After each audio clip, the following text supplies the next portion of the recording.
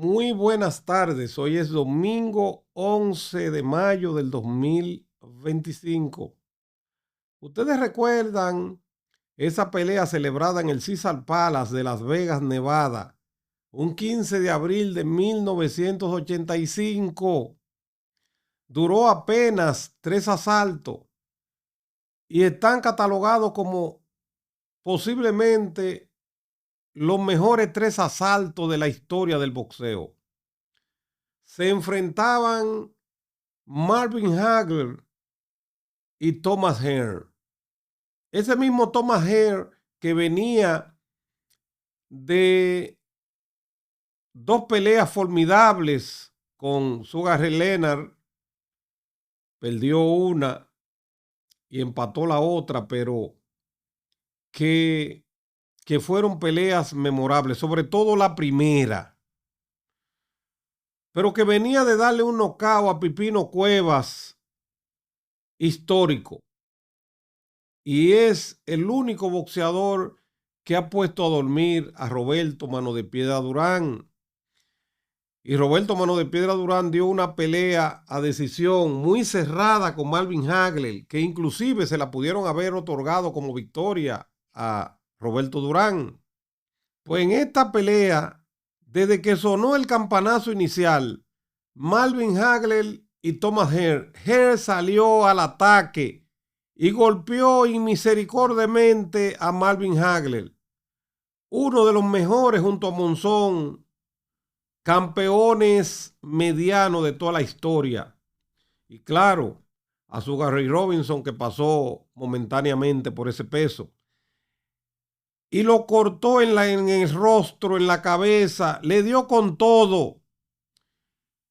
Y Marvin Hagler en el round, cuando terminó el round 2, que estaba cortado por todos lados, el árbitro intentó con el médico pararle la pelea y él dijo, por favor, denme un round más. Y le concedieron, por la calidad de campeón que era, un asalto más. Y en ese asalto noqueó a Tommy Hearns. Y todos vieron cuando lo golpeó cómo se le doblaban las piernas a Thomas Hearns. Después, muchos años después, el entrenador Emmanuel Stewart de Thomas Hearns y otras grandes luminarias declaró que a Thomas Hearns le habían dado unos masajes en la pierna, entre comillas, cosa muy perjudicial en el boxeo profesional, y que esto provocó que las piernas no les respondieran y por eso Hagler lo noqueó. Le voy a poner esta pelea para que ustedes vean lo que es una pelea de 3 asaltos de pura candela. Y entonces le voy a dejar un reportaje de cómo se encuentra Thomas Hearns en estos momentos a nivel de salud. Visión Dominicana TV, trayéndote un plato fuerte de boxeo profesional hoy domingo en la tarde. For 3 years, Hagler saw Hearns in his future as far back as 1982. They were scheduled to meet, but a Hearns hand injury intervened. I'm not going in there with for injury. And when I go in there, I want to be in tip-top condition and great health. Finally, the fight was canceled. Hagler was livid. And he was going to make $2 million. He turned down $2 million. In the first beginning, Ray, he started complaining about his little baby Pinky. You know how many people will give $1 million for that little baby Pinky? They cut that thing off. And come April 15, in 3 rounds, I would be the greatest. And Tommy said, I'm going to be laying down there and his hands are going to be raised. I feel almost the same way, but when the smoke clears, because I'm coming out smoking, as you know, but when the smoke clears, it'll be my hands that'll be raised. After 3 long years, the war of words will be settled amidst the neon of Las Vegas, Nevada. Hagler and Hearns have descended upon Caesar's Palace to end their dispute and treat the public to the fight of the year. The hype is over, and the drama begins as we await the opening bell between two great champions, Marvelous Marvin Hagler and Thomas Hearns. And we are live from Caesars Palace in Las Vegas, Nevada, where Top Rank presents World Championship Boxing. It's time for the main event. It's scheduled for 12 rounds. Marvelous Marvin Hagler against Thomas Hitman Hearns. And look at this scene here. You know, the middleweight division has always been one of the most popular. The men are big enough to hurt.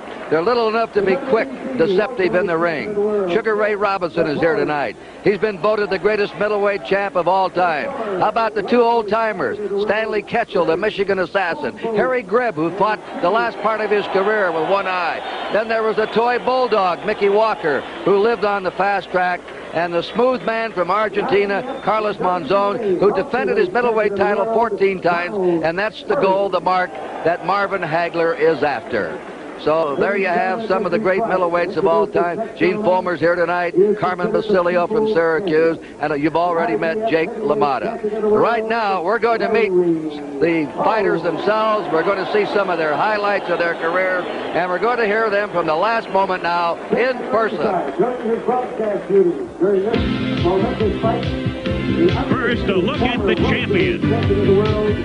Ladies and gentlemen, the undisputed middleweight champion of the world, Marvelous Marvin Hagler. The road to the title was frustrating for the Marvelous One. It was back on November 30th, 1979, that Hagler had his first shot at Vito Antuofermo's middleweight crown. In one of the most controversial decisions in the last decade, the fight was ruled a draw. Vito kept the belt, and Marvin walked away empty and bitter. But he used that anger almost 1 year later to fuel a vicious assault on the reigning champion, Alan Minter. Hagler had promised not to leave the decision in the hands of the judges. After 7 long years and 3 brutal rounds, Marvelous Marvin Hagler had won the middleweight title. Yet even in victory, a hostile British crowd hurled bottles rather than accolades at the new champion. With each defense, his image grew. On October 3rd, 1981, in his third defense, Hagler was deadly accurate. He pitched an 11-round shutout of Mustafa Hamsho. The 55 stitches administered to the challenger have now become a grotesque reminder of Hagler's dominance. A year later, Fulgencio Oval Mejias had risen from the depths of a previous loss to the middleweight champion. This deadly right hand may have been Hagler's most devastating one-punch knockout of his career. Fully Oval would not return again. February 11th, 1983, in his 6th defense, a tough Brit, Tony Simpson, fought hard for 6 rounds. But Marvelous Marvin was just too strong. In typical Hagler fashion, the #1 challenger was beaten into the canvas.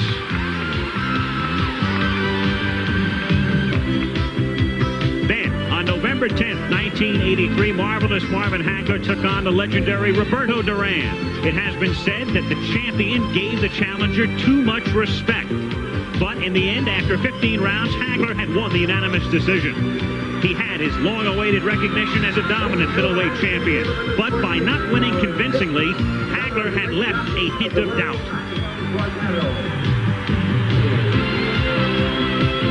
His last defense was October 19th, 1984. Remarkably, Mustafa Hamsho had returned as the #1 contender.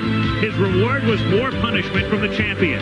This time it lasted only 3 rounds as the undisputed middleweight champion, Marvelous Marvin Hagler, restored his image as one of the most powerful forces in boxing today. No longer is he called the Motor City Cobra. He has returned as Thomas the Hitman Hearns. Thomas Hearns exploded from the Motor City with a ferocity rarely seen in the sport of boxing. As the WBA welterweight champion, his lethal combinations destroyed challengers like Pablo Baez. After 32 consecutive wins, a dream match had been made. The showdown of September 16th, 1981 will live on as a classic. Hearns took the early lead from Sugar Ray Leonard, but in the 6th, the gutsy WBC champion had Thomas in desperate trouble. The tide had turned. Remarkably, Hearns outboxed Leonard in rounds 8 through 12. And here in the 11th, it was Leonard who was struggling to survive with a battered left eye.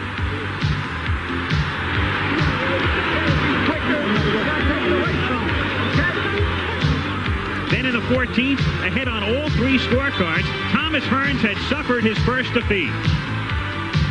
But after climbing in weight, the Hitman bounced back. It was on February 27, 1982 that Hearns stopped a tough middleweight, Marcus Geraldo, in the first round. Geraldo had gone the distance with Hagler. And then, 9 months later, Hearns met Wilfred Benitez head-on for the WBC Super Welterweight title. The challenger pressed the defensive champion all night, picking his shots and scoring effectively. In the words of his trainer, Emanuel Stewart, he had outboxed the boxer. Hearns had also fought the later rounds with a broken right hand. But after 15 rounds, Thomas Hearns had won the majority decision. The Hitman had regained his pride and his status in boxing.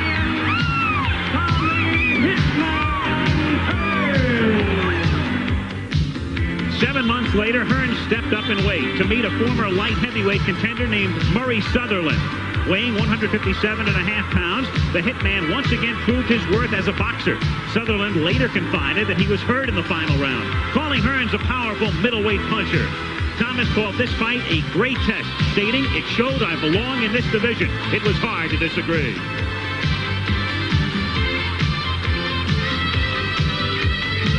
After crushing Duran in 2 brutal rounds, Thomas Hearns again successfully defended his WBC Super Welterweight title with a third-round knockout of Fred Hutchings.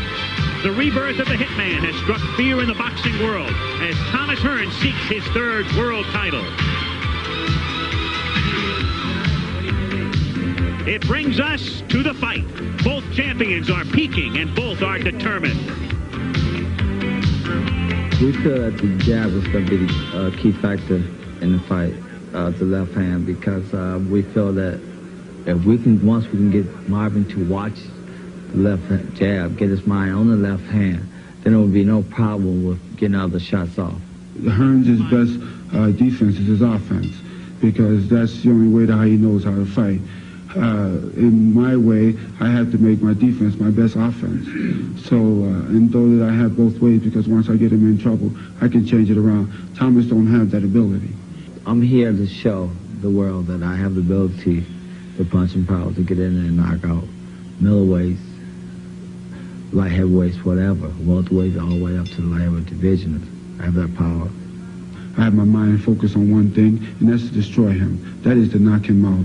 If I have the opportunity, if it's there, I'm going to take it. I think that this fight here will put me in the position to make greatness and put me one step closer to greatness, and which is to win the 4 titles. That's what I feel. War. That's what's on my mind. I don't see the fight going 12 rounds. I've been feeding the faith, and I've been starving the doubt. So there's no doubt in my mind that I can't win this fight, or that I won't knock Thomas Hearns out.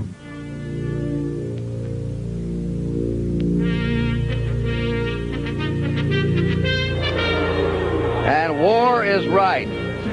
Hagler is still rankled at the cancellation 2 years ago by Hearns. They train differently. An old-time fighter, Hagler. He trains at Provincetown on Cape Cod. Then he went to Palm Springs and closed his workouts to the public.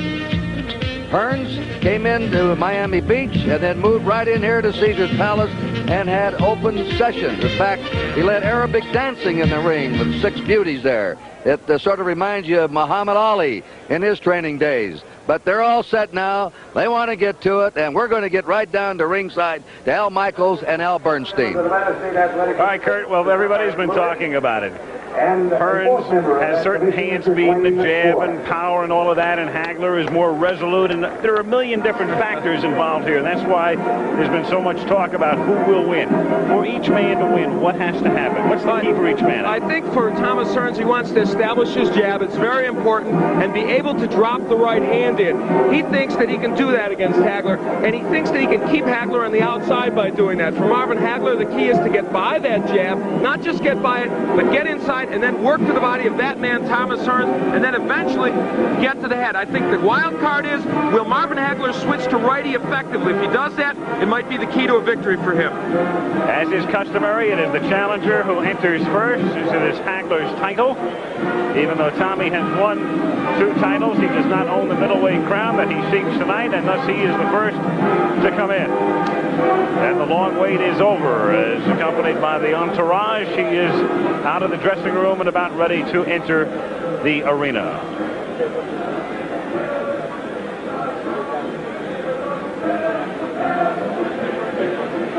He's been lighthearted, basically. Kurt talking about the aerobic dancing and bringing folks into the ring and the open sparring sessions and open workouts. Quite serious right now, though, is Thomas Hearns. And appropriately entering the ring to hail to the victors the Michigan fight song.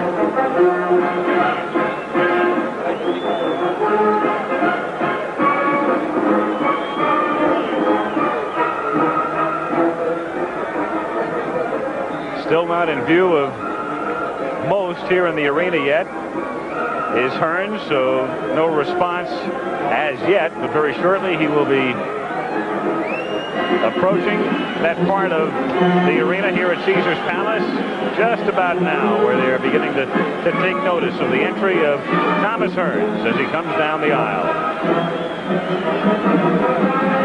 The second time Thomas Hearns has had this kind of situation. The last time, of course, against Sugar Ray Leonard. He hopes this turns out differently. Now he's spotted.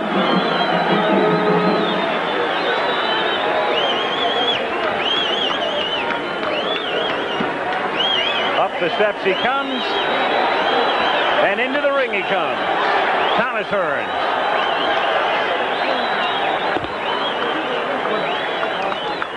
The only loss, of course, to Sugar Ray Leonard back in 1981, a fight in which he was ahead. He had shown his boxing skills in that fight against Leonard, and many think they may come into play tonight. If Hagler would hurt him early, as Leonard did, that man, Thomas Hearns, has the speed to get on his bicycle and duplicate what he did against Leonard, at least for a certain portion of those fights. He'd like a first-round knockout here. He says he'll do it in 3. We'll see. Took Durant out in 2. After the fight, we will have it entered. Thomas Hearns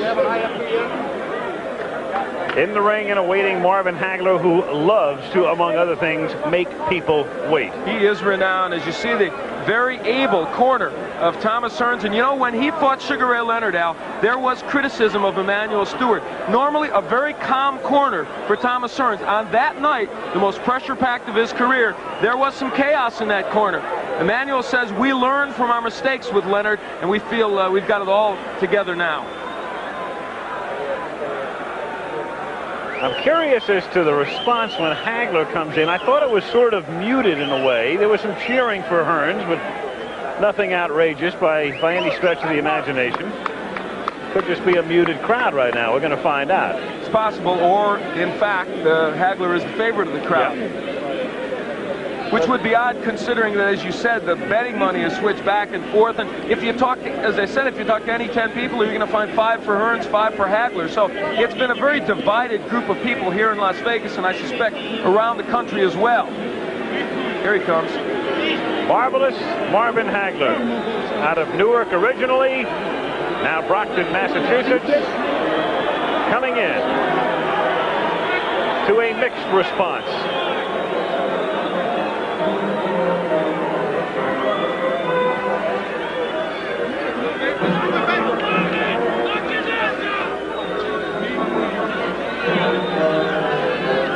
One theory is, for those who think Hagler will win, they say maybe this fight means a little bit more to Hagler than it does to Hearns. It means a lot, obviously, to both, but that theory goes that Marvin feels he'll never get the respect he's due unless he beats Thomas Hearns. And he is, of course, chasing the record of Carlos Monzon, looking for the 14 consecutive title defenses. He has 10 now. He's shooting for number 11. And indeed, the response to Marvin Hagler seems to be a little bit more than Thomas Hearns. It is. It is. A bigger hand for Hagler coming in, for what that's worth, than for the headman. When he came in against Roberto Duran in his last big fight, it was just the opposite. So perhaps Marvin Hagler finally getting his due from boxing fans who on occasion have been indifferent to him. Bob Arum, the promoter, called him the Pete Rose of boxing.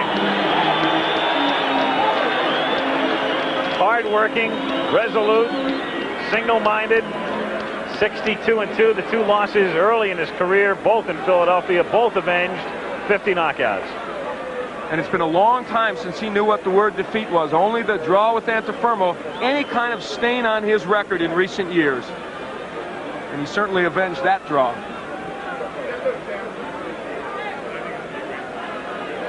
A look at the tail of the tape, it tells you what you know probably already about the big reach advantage, the height advantage for Thomas Hearns, and that's a key element in this fight. But for Marvin Hagler, he expects to get inside against Hearns, and if he doesn't do that, could have a long night. Can he possibly win if he doesn't get inside? Well, he could if he catches Hearns on the end of one of his punches, perhaps a left hook. I think that's where him switching righty becomes a key factor. From the outside, I think he's much more effective as a righty. The common opponents, an indication there that Hearns, perhaps with more power, but Marcos Geraldo was not the fighter he was against Hearns that he was against Hagler, and that knockout of Duran. So you can look on and on. The number of punches, these are 2 fighters who will throw a lot of punches tonight. You see Marvin Hagler throws a lot. He's got a good jab, good combination puncher. The same is true of Thomas Hearns. Look at the number of punches he throws. A lot of left jabs snaking out there.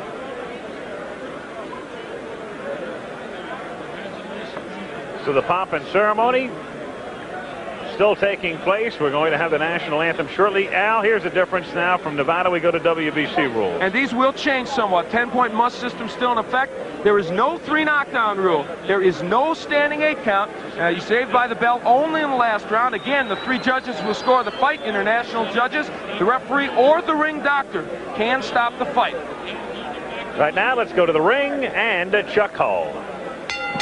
Ladies and gentlemen, I would direct your attention to the lighted tower, the Fantasy Tower at Caesar's Palace, just to the northeast of us, and you will see unfurled the largest American flag in the world. The flag was created by Mr. Ski Dembski. And now it gives me a great deal of pleasure to introduce a very talented young man as I ask you to rise, please, as our national anthem will be presented by Doc Severinsen.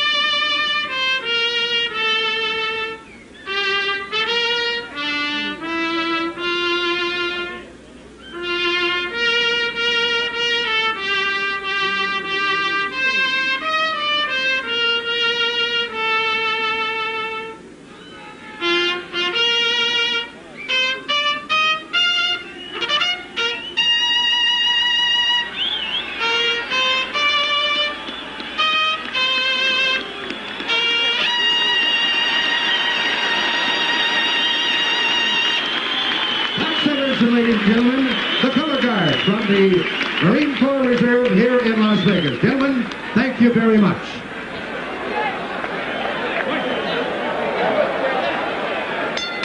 Ladies and gentlemen, the officials assigned by the Nevada State Athletic Commission for the next event of the evening. The judges are Dick Young of Los Angeles, California, Herb Santos of Reno, Nevada, and Harry Gibbs of England. The timekeeper is Charlie Roth. Counting at the knockdowns, Jane Broadfoot. The attending physicians at ringside, Doctors Donald Romeo, Flip Omansky, and Charles Filippini. Your referee for the next event of the evening is Mr. Richard Steele. This is the main event of the night. 12 rounds of boxing for the undisputed middleweight championship of the world. Introducing, in the red corner, the challenger, the WBC Super Welterweight Champion, fighting out of Detroit, Michigan, weighing 159 3/4 pounds. His professional record consists of 40 wins, 1 defeat, with 34 KOs. Ladies and gentlemen, here is Thomas the Hitman Hearns.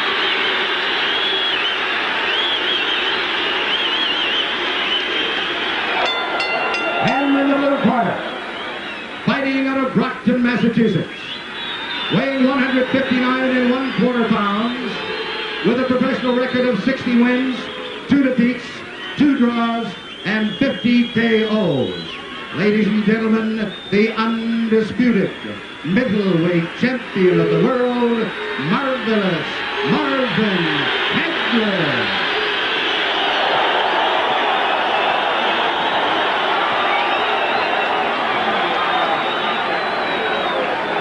All right, Pat. Good 8. Let's go. So the two come to mid-ring with Richard Steele. Instructions in the dress room. I'm just cautioning you now. Obey my command at all times. Shake hands. Good luck to both of you. Let's go. Very simple instructions. And finally, it's Hagler against Hearns. The camera's going to have to go. Eloquent simplicity by Richard Steele. Let's go. He knows, they know. Staring at each other through the national anthem. The stare down, of course, so customary before these fights. And here we go. Round 1. Hagler, right off the bat, attempting to get inside. He'd love to be able to pin Hearns on the ropes if he can. A more aggressive start by Hagler. Look at him, right for the body. Marvin Hagler only wants the body, and he bangs Marvin. Oh, Hearns may have hurt him with a right hand. Hearns with another right. Hearns hits him with an uppercut. Hagler, he's hurt. Hagler is stunned. Hearns got inside. Hit him with a right uppercut. Marvin ties him up. Marvin Hagler is still hurt. So it was Hagler coming out like a bullet. A good left by Hagler, but Hearns didn't flinch. Marvin going for the body. Wild first round. Wow, what a shot. And it was Hagler who initiated it, not Thomas Hearns. On the left by Hagler. Hearns comes back. Another right. That one stunned Hearns. What a first minute of the fight. Tommy Hearns has been able to drop that right hand in, and it has hurt Hagler, a surprise to many people. Another right hand from Hearns. Hearns moving. Hagler still pursuing. Comes in with a right. Missing with a left hook. Here's where I believe Hagler should turn to right. He could block that right hand easier, and he would land his own left hook. Hearns with a devastating punch. Swelling near Hagler's left eye. Again, Tommy trying to come inside the hands of Hagler. Low blow by Hearns. Hagler's still looking for the body. A right by Hagler. Good right got in. He has Hearns where he'd love to keep him on the ropes, but Tommy comes off easily. Another good right by Hearns. Hagler is now shaking those right hands off, though, Al. He was stunned a little early, and he's normally a slow starter. He's also bleeding. Hagler is cut. Hagler is cut. Bridge of the nose. Hagler hitting him low. He is banging the body well. He is taking shots to the head. He blocks that right. Hearns tries to come in with the uppercut, and Hagler ties him up with a minute to go in a wild first round.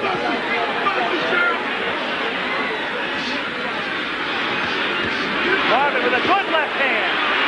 There's blood all over Marvin Hagler's face. Can't tell where it's coming from. I thought it started at the bridge of the nose originally, but blood all over the face of Hagler here in round 1. But Hagler has him on the rope. Hagler working on him. Hagler relentless, but Hearns trying to box his way out. Half a minute to go in round 1. How far can this one go? That's very far in his pace. This is where Hagler wants it, but Hearns counterpunching off those ropes fairly effectively. Tremendous first round. Hagler hitting him to the rope, working on him, but Hearns uppercutting again. Hagler bloody. A tremendous sensational first round, and Hearns gets hurt. Hearns got stunned. Hagler was stunned early in the round. Great first round. Wow. Incredible. Perhaps one of the best in middleweight history.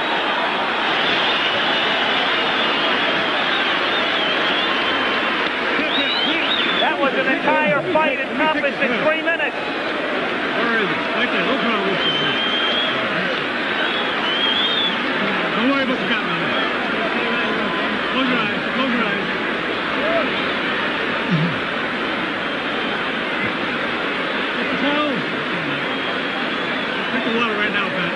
The cut is over the right eye of Marvin Hagler. It's hard to tell. It's not on the eyelid, though. It looks to be on his forehead. That may not be as much of a problem. As we look at it, that was where it came, I believe, to that uppercut from Tommy Hearns. That was early in the round, but now later, Marvin Hagler digging to the body and throwing a right hook. Fought most of that round, in fact, all of it as a southpaw. He took the action of Hearns, a surprise early. Well, the first round lived up to all the hype, and then some. Round 2 now. Oh! Left hand by Hagler. They said this fight would be determined on heart and the good chin. Right now, that's exactly what it's being determined on. Both men have been hurt. You can throw the strategy out the window right now. A wild first round. Hearns again trying to uppercut. Hearns trying to box. Moving. Slipping off the ropes. Coming back and trying to land that right.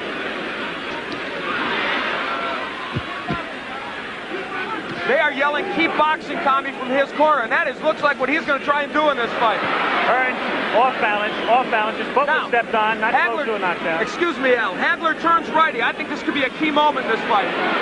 For the first time, Hagler switching, gets in with a left hand. This round sort of the way people anticipated the first round might go. Another right hand stuns Hearns. The crowd, of course, emphatic over every punch that's thrown. Hagler, despite that recent disadvantages, has been able to get into Hearns more so than I think most people expected. For one simple reason, good left hook by Hagler. He took the best Hearns could offer, and he did come in. He's getting through that right hand, even though he's getting hit with it. Halfway through round 2.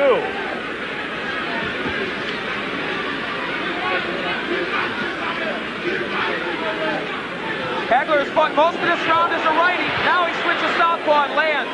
Not as effective as a righty as I thought, but now as a southpaw, the jab lands well. That right jab. Hagler coming in with a left. Chesterfield saying, punch your way out, punch your way out. A key element now is Hagler is working when he's on the inside. He's not just holding, he is working the body of Tommy Hearns. Boy, Hearns looks awkward. His legs look like they're not there. A little rubbery here in round 2. Tommy, though, fluid and moving. Trying to get inside again. The cut opens up over Hagler's forehead. And the blood begins to trickle down. Hagler working inside, now up top. Half a minute to go in round 2. What a left. Hearns trading with him. Hagler comes out to the right, a left, and another right. He has Hearns in trouble on the ropes. Tommy trying to punch his way off the ropes. Hagler wants to keep him there, goes to the body. Hagler throws low blows. Marvin Hagler wants to turn this into an alley war, and he's done another low blow. Richard Steele may take points away soon, but will it matter? Second round coming to an end. Hagler bloody, but very much unbound. End of round 2.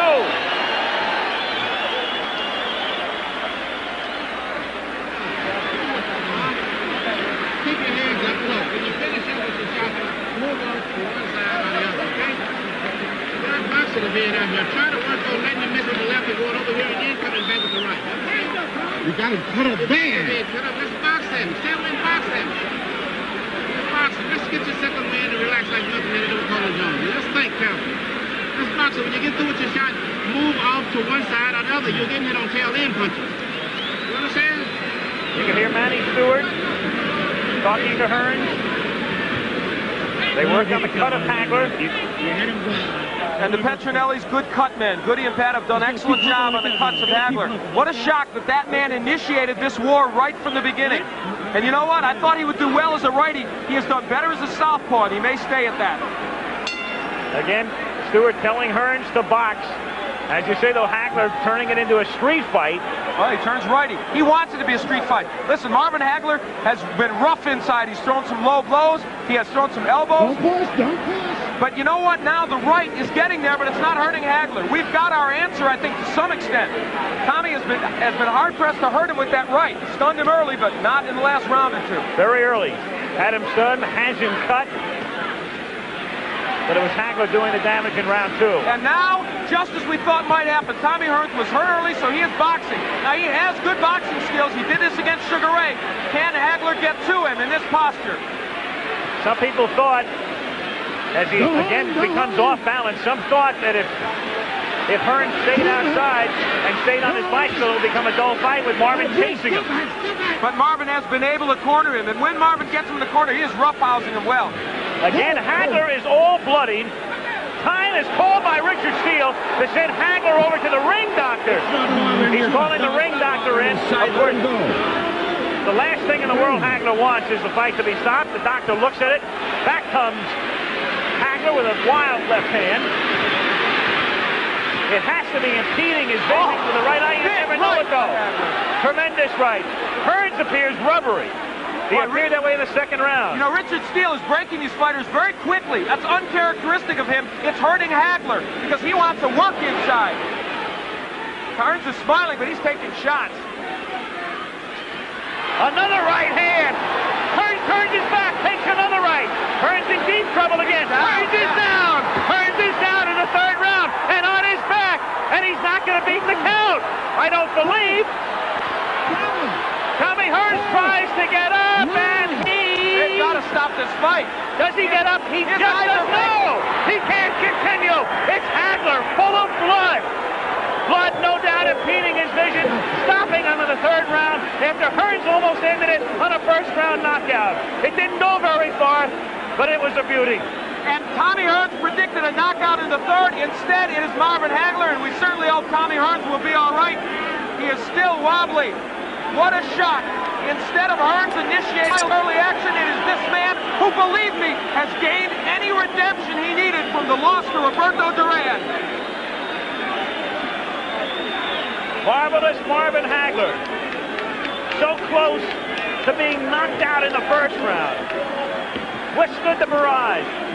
You'd have to figure he lost round 1, came back round 2, despite the deep cut, time called by Richard Steele in round 3. Ring doctor observes, comes back, knocks him out in round 3. So it's marvelous Marvin Hagler, 61, 2-2. Another look as we watch it at the end. Hagler with that right hand, that lunging right hand. Hearns turning his back on him, and then you'll see Hagler come in and deliver a right to the side of the head. Hearns backing off again, taking the right hand. Legs gone at that point.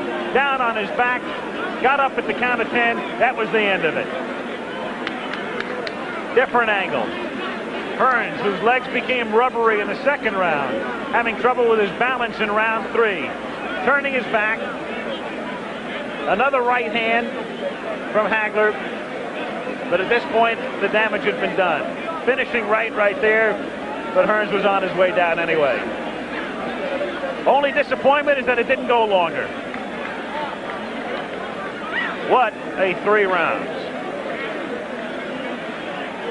Different angle again now. Right hand from Hagler. And Hearns at that point finished. Off balance and stumbling. And so the man from Brockton, Massachusetts may finally get the respect that he feels he deserves. And acclaim as one of the greatest middleweights in history. Doing nothing to dispute that tonight. Shaking off some thunderous blows in round 1. Withstanding the barrage. Suffering the cut. Coming back strong in round 2. Finishing them in round 3. Hearns right above us in the corner. Tommy still shaking. Tommy on his stool. And Tommy, of course, very disappointed and frustrated as Marvin Hagler, marvelous Marvin Hagler, the legal name, retains the undisputed middleweight title. And let's go to Al Bernstein now. Marvin Hagler in a chaotic ring here. He says, am I the greatest? And I guess so, Marvin. Marvin, it was, I guess, perhaps one of the best 3-round fights ever. Maybe one of the best middleweights. I guess you did. Here comes Tommy Hearns to say congratulations. We gave him a hell of a show. They got their money worth. You guys have a good listen too. All right. We're happy to see that Tommy's all right. And a lot of congratulations all around and a lot of water as well. Marvin, you took the action to Tommy right away. You went right for his body. He looked like he stunned you momentarily with the right in the first. Did that right hurt you? It didn't bother me. It just made me madder. Okay. I told you I was going to eat him up like Pac-Man. I figured once I get through the right hand, then it was all mine, you know, because I think the first big one, what you tried, try to put me away out there. And I think that's when I got the cut there, but I wanted to show the world I am the greatest now. Well, you are the greatest middleweight. There's no doubt about that. Did I say 3? You went right for the body. Was that your plan immediately? That was the way we planned. I want to thank all my sparring partners. Especially I want to thank God for giving me the strength and the courage and the confidence to go in here and to know that I was the one. I was the champion, but I had to fight like a challenger. That fight, I think, took tremendous courage on your part for this reason. You walked right in against the cannon. You were willing to take the right hand to knock him out. You got it. I figured I had to take punches or to give some, but I told you he was going to get some too. This was, in some ways, not like the Marvin Hagler we've often seen. Not the ring technician. You bombed. That's it. That's what I felt. I felt as though in every one of my fights I've been fighting, I improved, and I put it all together in this fight. The Petronelli's here. I guess you've got to be just thrilled with this. It's probably your biggest moment. The greatest. There's this guy. Does he? Now that we take care of the wise guys, the hurt man, the hit man. He's the we love him. I want to say to all the people out there who spent their money, I hope that you got your money's worth, because Tommy's a hell of a fighter, and I think I put all my all out here. But the better man won tonight. You have talked about going after Monzone's record. Is it still on your mind? And I guess this just fuels you. Getting that record might put you in that class of the greatest middleweight. Definitely. I'm still after Monzone's record, but I don't think that I'll have a big media hype as I did with this one, so I'm going to continue. Okay. This is one of my toughest fights. Marvin, congratulations. Thank you. Let's go back to Kurt Gowdy. There's been a lot of talk about Hagler retiring. His wife, Bertha's here. There are 4 children, and she wants him to retire. When they ask... Ladies and gentlemen, let's go down. Referee Richard Steele stops the bout at 2 minutes, 1 second of the 3rd round.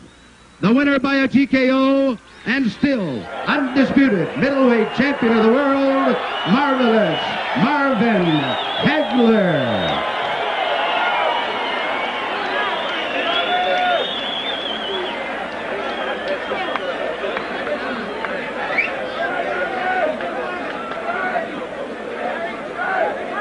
So, official, at 2:01, round 3, Hagler saying he hopes everybody got their money's worth.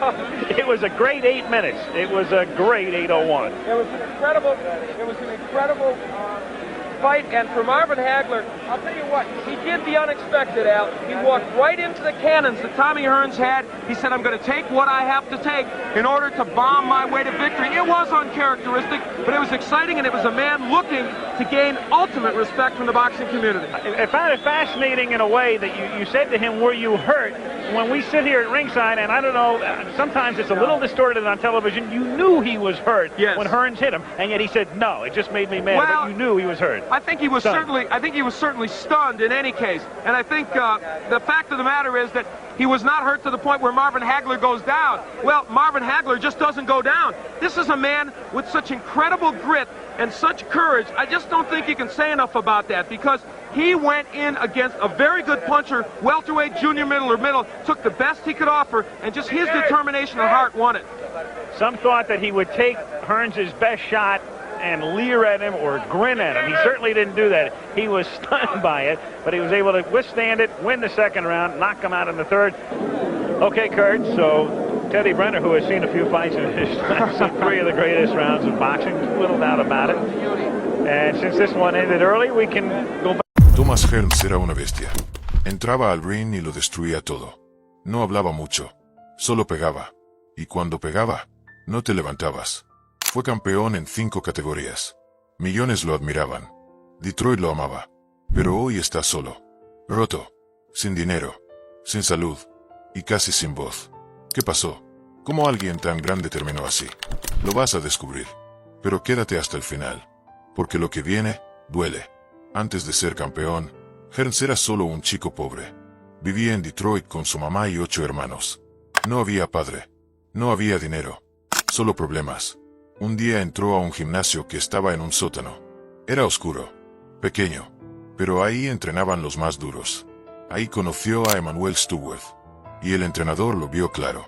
Este chico va a ser leyenda. Thomas no era fuerte, era flaco, pero tenía algo que no se entrena: hambre. Hambre de salir del barrio, hambre de pelear. Ganó más de 150 peleas como amateur. En 1977 ya era campeón nacional, pero lo bueno vino cuando se hizo profesional. Empezó a noquear a todos. Era rápido, tenía un jab que dolía, y una derecha que destruía. En 1980 tenía 28 victorias, 26 por nocaut. Ese año peleó contra Pipino Cuevas. Cuevas no perdía hacía 4 años. Hearns lo noqueó en 2 rounds. Así empezó la leyenda. Detroit tenía un ídolo. Él se vestía con abrigos de piel. Llegaba en Cadillac. Y cuando subía al ring, el público enloquecía. Pero eso era solo el inicio. Lo más duro todavía no había llegado. Después de esa pelea, Thomas Hearns ya no era solo un boxeador. Era una estrella. Salía en la tele. Lo entrevistaban en todos lados. Ganaba millones. Y cada vez que subía al ring, la gente sabía que iba a haber fuego. Pero entonces llegó Sugar Ray Leonard. En 1981 pelearon. Hearns llegó invicto. Leonard también. Fue una guerra. Hearns dominó los primeros asaltos. Estaba ganando. Pero en el round 14, Leonard lo sorprendió. El árbitro paró la pelea. Primera derrota de Hearns. Muchos dicen que si aguantaba unos segundos más, ganaba. Pero en el boxeo, un segundo lo cambia todo. Y en vez de rendirse, Hearns volvió. En 1984 peleó con Roberto Durán, un boxeador durísimo. Nadie lo había noqueado, hasta que llegó Hearns. 2 rounds, y Durán al suelo. Nunca nadie lo había destruido así. La gente no lo podía creer. Thomas Hearns estaba de vuelta, más fuerte que nunca. Y un año después, llegó la pelea más salvaje, contra Marvin Hagler. 1985. La primera ronda fue una locura. Peleaban como si se odiaran. Se golpeaban sin parar. Dicen que es el mejor primer asalto en toda la historia del boxeo.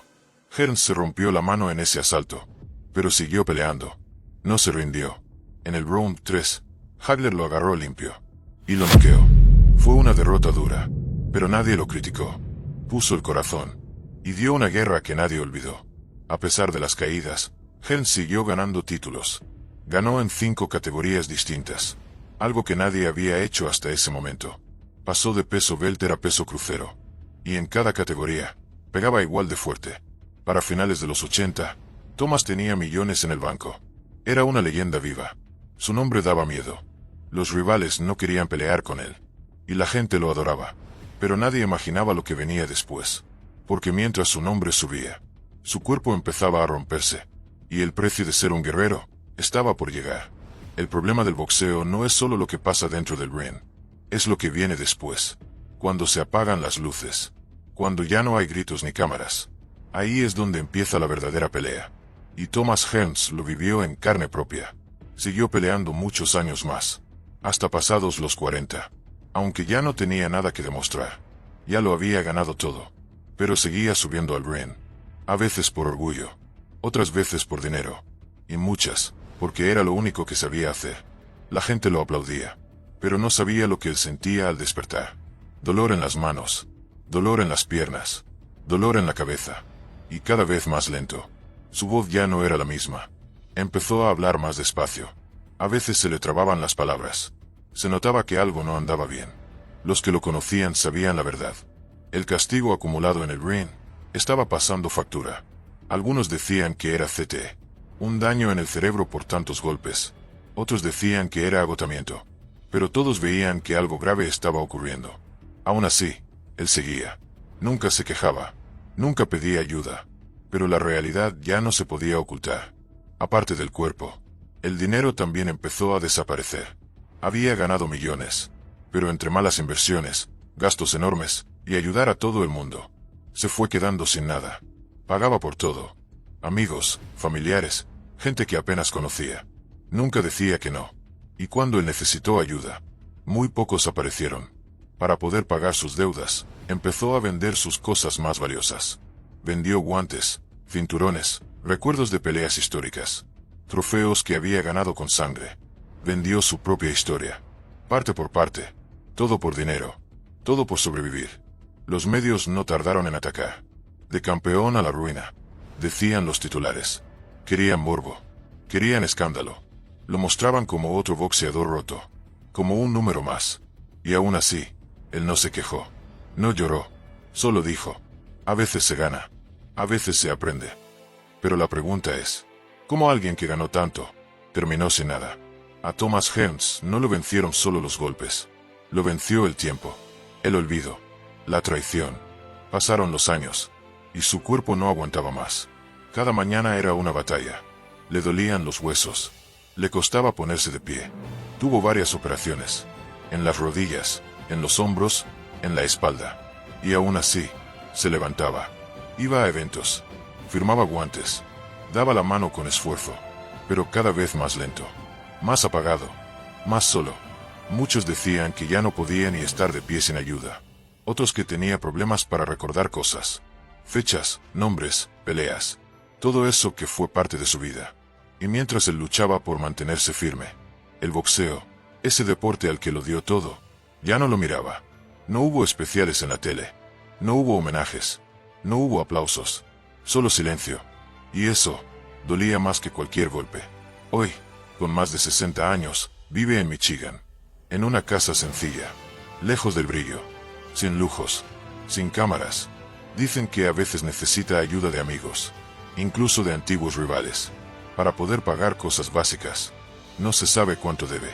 Nadie lo dice, pero hay rumores de que aún arrastra deudas grandes. Y lo peor, no es estar sin dinero, es sentir que el mundo ya se olvidó de ti. Thomas Hearns le dio todo al boxeo. Su cuerpo, su juventud, su salud. Y hoy, el deporte apenas lo nombra. Pero aún queda algo. Algo que nadie vio venir. Un giro final que muy pocos conocen. Quédate hasta el final. Porque lo que pasó después te va a dejar sin palabras. Y si este video te está gustando, dale like y suscríbete al canal. Porque lo que viene ahora es lo más impactante que vivió en toda su vida. Thomas Hearns fue olvidado por muchos. Pero no por todos. Algunos fans seguían escribiéndole cartas. Otros iban solo para darle la mano. No por pena, sino por respeto.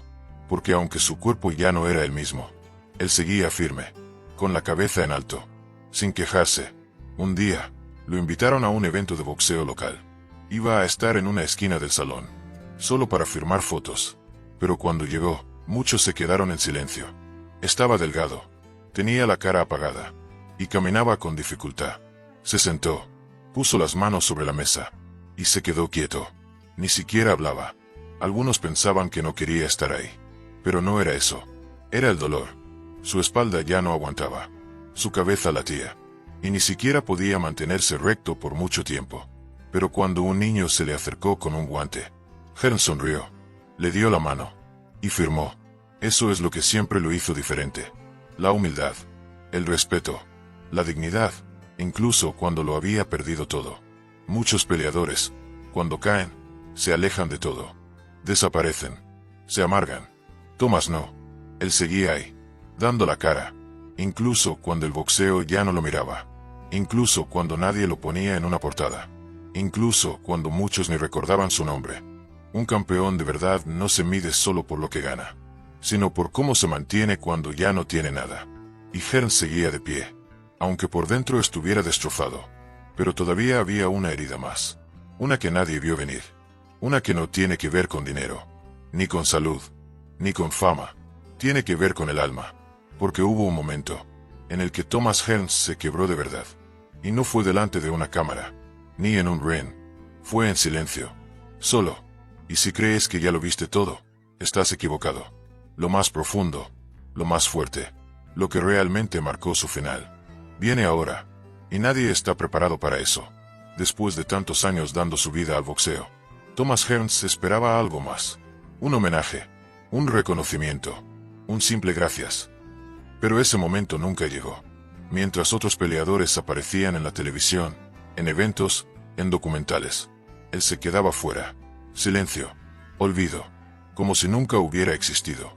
Y eso fue lo que más le dolió. Porque no pedía dinero, ni fama, solo quería que alguien recordara lo que dio. Porque Hearns no fue un boxeador cualquiera. Fue parte de los 4 reyes.